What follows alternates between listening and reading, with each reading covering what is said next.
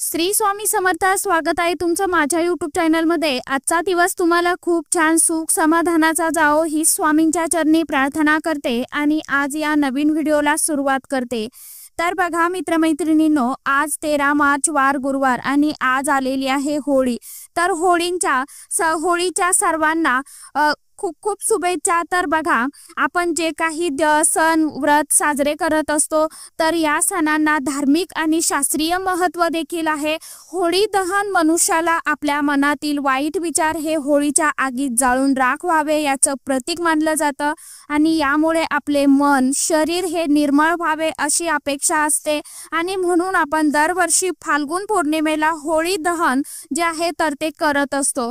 म्हणजेच होळी म्हणजेच वाईटावरती चांगल्याची मात म्हणून हा दिवस आपण साजरा करत असतो। धार्मिक दृष्टीने हा दिवस अतिशय महत्त्वाचा असल्यामुळे वास्तुशास्त्रानुसार या दिवशी करण्यासाठी आपल्याला काही उपाय देखील सांगितले जातात। तर आज या व्हिडिओमध्ये मी तुम्हाला एक अतिशय अत्यंत प्रभावशाली असा उपाय सांगणार आहे।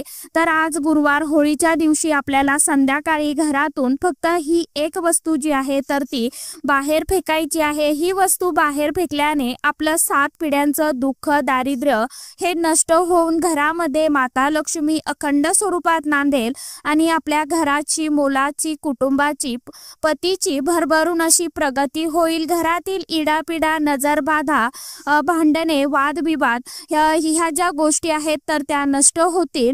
तर अशी कोणती वस्तू आहे की आपल्याला संध्याकाळी ही घरातून बाहेर फेकायची आहे, कोणत्या वेळेमध्ये फेकायची आहे याविषयीची संपूर्ण माहिती मी आजच्या या नवीन व्हिडिओमध्ये तुमच्या बरोबर शेअर करणार आहे। त्यामुळे तुम्ही हा व्हिडिओ स्किप न करता शेवटपर्यंत नक्की बघा।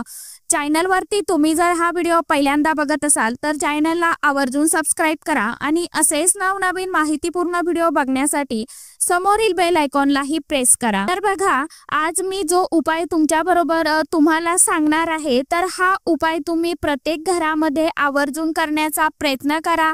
जर तुम्ही आज होळीच्या दिवशी जर हा उपाय केला तर तुमच्या घरामध्ये बघा नक्कीच चमत्कार झालेला तुम्हाला दिसून येईल। तुमच्या घरामध्ये जी काय नकारात्मक ऊर्जा आहे, काही इडापिडा असेल, दुःख दारिद्र्य असेल तर ते संपूर्णपणे बाहेर निघून जाईल आणि घरामध्ये माता लक्ष्मी अखंड स्वरूपात निवास करेल। आपल्या घरामध्ये सतत भांडण होत असेल, कटकटी होत असेल, आता ही भांडणे नवरा बायकोची असो किंवा आई मुलांची असेल किंवा इतर कुणाचीही असेल तर घरामध्ये त्याचबरोबर घरामध्ये जर पैसा टिकत नसेल, पैशाला पैसा जोडला जात नसेल, घरामध्ये पैसा येण्याचे मार्ग जे आहेत तर ते खुंटले आहेत, पैसा येण्याचे मार्ग बंद झालेले आहेत। काही वेळा बघा असं देखील होतं, पैसा आपल्या घरामध्ये येतो परंतु आलेला पैसा जो आहे तर तो स्थिर राहत नाही, खूप जास्त प्रमाणात पैसा खर्च होतो। म्हणजेच काय तर माता लक्ष्मी आपल्यावरती प्रसन्न आहे पण आपल्या घरामध्ये स्थिर नाही।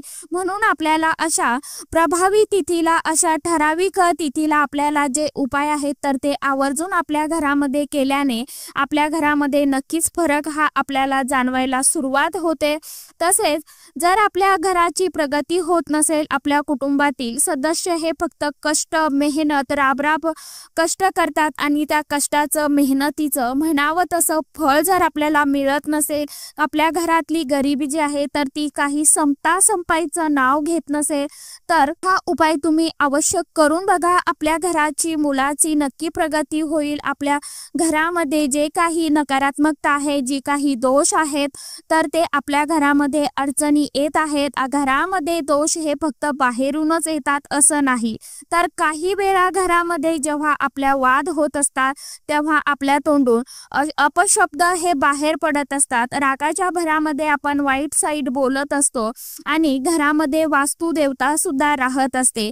तर अशा वेळी आपण चांगलं बोला वाईट बोला तर त्यावेळी वास्तू आपल्याला तथास्तु म्हणत असते। म्हणून जेव्हा आपल्या तोंडून अपशब्द बाहेर येतात तेव्हा वास्तू देवता तथास्तु म्हणते आणि म्हणूनच घराला जे दोष आहेत तर ते वाढत जातात। आपल्या घराची प्रगती जी आहे तर ती कुठेतरी थांबते आणि म्हणून कष्ट मेहनत करूनही आपल्या घराची कुटुंबाची प्रगती जी आहे तर ती होत नाही।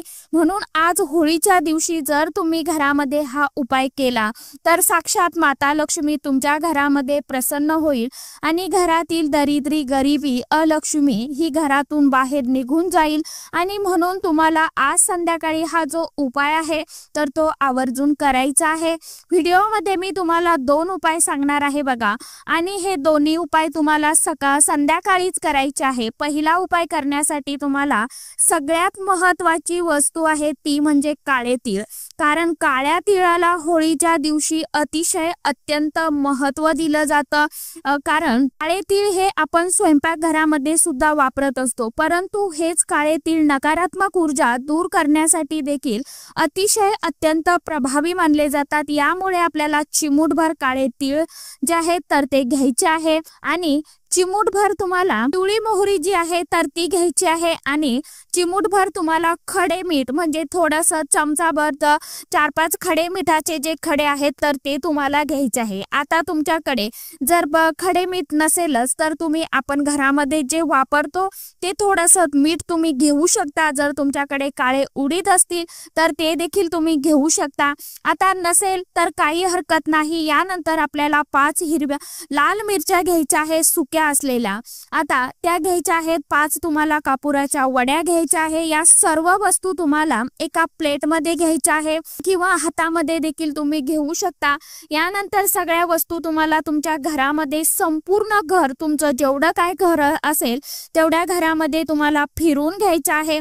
फिरवत असताना तुम्हाला माता लक्ष्मीच्या मंत्राचं पठण करायचं आहे किंवा ओम नमः शिवाय या मंत्राचं पठण करू शकता किंवा ओम नमो भगवते वासुदेवाय नमः या मंत्राचं पठण करू शकता। फक्त सकारात्मक भाव तुम्ही मनामध्ये ठेवायचा आहे की मी आता हा जो उपाय केला आहे यामुळे माझं घर जे आहे तर ते संपूर्णपणे बाधामुक्त झालेलं आहे, माझ्या घराची प्रगती जी आहे तर ती सुरू झालेली आहे, असं तुम्हाला सकारात्मक मनामध्ये फील करायचं आहे, बोलायचं आहे आणि मनामध्ये आपल्याला सकारात्मक भाव ठेवायचा आहे। यानंतर या वस्तू ज्या आहे आपल्या हातामध्ये घेतलेल्या तर आपल्या घरातील प्रत्येक व्यक्तीवरून तुम्हाला डोक्यापासून ते पायापर्यंत 7 वेळा उतरून घ्यायचा आहे। आपल्या घराच्या मुख्य दरवाजावरून सुद्धा तुम्हाला ह्या वरपासून खालपर्यंत 7 वेळा उतरून घ्यायच्या आहेत आणि तशाच या वस्तू घेऊन तुम्हाला घराच्या बाहेर यायचं आहे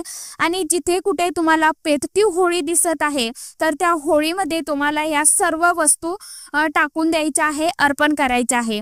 या वस्तू टाकल्यानंतर तुम्हाला मनोमन दोन्ही हात जोडून तुम्हाला होलिका मातेला प्रार्थना करायची आहे की माझ्या घरातील सर्व जे काही दोष आहे तर ते होळीमध्ये जळून खाक होऊ दे, माझ्या कुटुंबाची मुलांची पतीची भरभरून प्रगती होऊ दे, घरामध्ये माता लक्ष्मी अखंड स्वरूपात निवास करू दे, कुटुंबावरती कधीही वाईट संकट विघ्न येऊ देऊ नको अशी मनोभावे अगदी तळमळीने कळकळीने तुम्हाला होलिका मातेला प्रार्थना करायची आहे।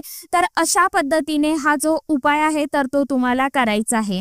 आता जेव्हा तुम्ही या वस्तू घरातल्या प्रत्येक व्यक्तीवरून उतरून घेणार आहे तेव्हा तुम्हाला वेगवेगळ्या वस्तू घेण्याची काहीही एक गरज नाही, फक्त एकदाच या वस्तू घ्यायच्या आहेत आणि सर्वांवरून तुम्हाला हा जो उतारा आहे तर तो करून घ्यायचा आहे अशा पद्धतीने आणि हा उपाय करायचा आहे। बघा या पुढचा उपाय जो आहे तर तो देखील तुम्हाला संध्याकाळीच करायचा आहे। आता हा उपाय जो आहे तर तुम्ही अगदी प्रदोष काळानंतर केव्हाही केला तरी देखील चालणार आहे। रात्री अगदी 12 वाजेपर्यंत तुम्ही हा उपाय जो आहे तर तो करू शकता।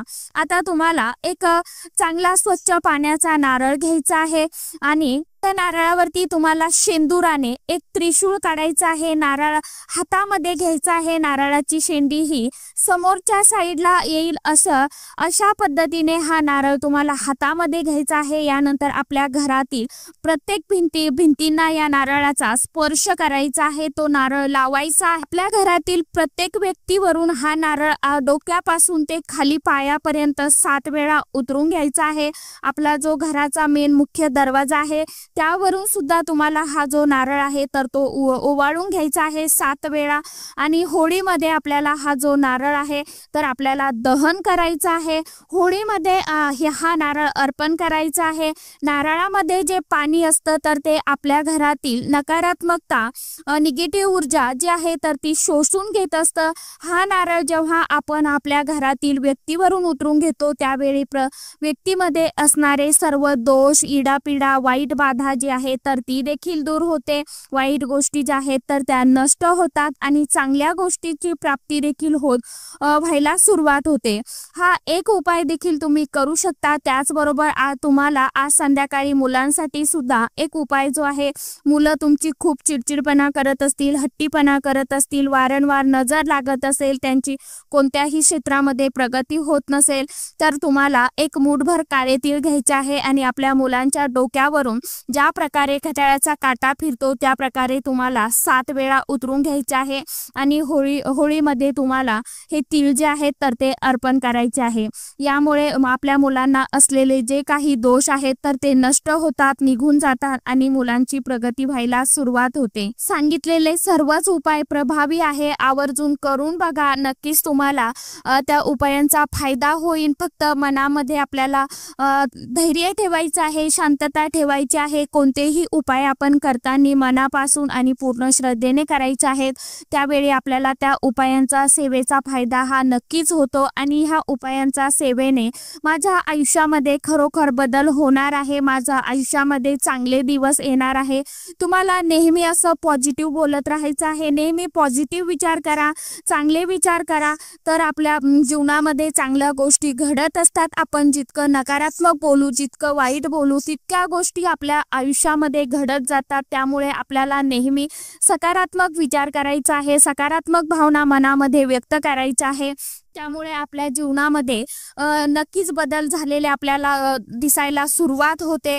होळीमध्ये आपल्याला आवर्जून प्रत्येक आपल्या घरामध्ये जेवढ्या व्यक्ती आहेत तेवढ्या व्यक्तींना आपल्याला नमस्कार करायचा आहे। ज्यांना कुणाला आता सुतक असेल, पिरियड्स असेल तर त्यांनी होळी मातेचा आपल्याला दुरून नमस्कार करायचा आहे, दर्शन घ्यायचं आहे। परंतु आपल्याला आजच्या दिवशी आवर्जून जे काही उपाय आहेत तर ते आवर्जून करण्याचा प्रयत्न करा, कारण आपल्याला ह्या ज्या संधी असतात, सण असतात तर हे रोज रोज येत नसतात, आपल्याला वर्षातूनच या संधी मिळत असतात। म्हणून त्या आलेल्या संधीचं सोनं आपल्या आयुष्यामध्ये करायचं असतं। सेवा करा, मेवा आपोआप घडत जातो। एक तरी सेवेकरी महिन्यामध्ये घडवण्याचा प्रयत्न करा, त्या एखाद्या सेवेकऱ्याला प्रवृत्त करा सेवा करण्यासाठी। एक तरी स्वामी सेवेकरी आपल्या हातून घडेल, अशा पद्धतीने आपल्याला स्वामींची देखील सेवा करायची आहे।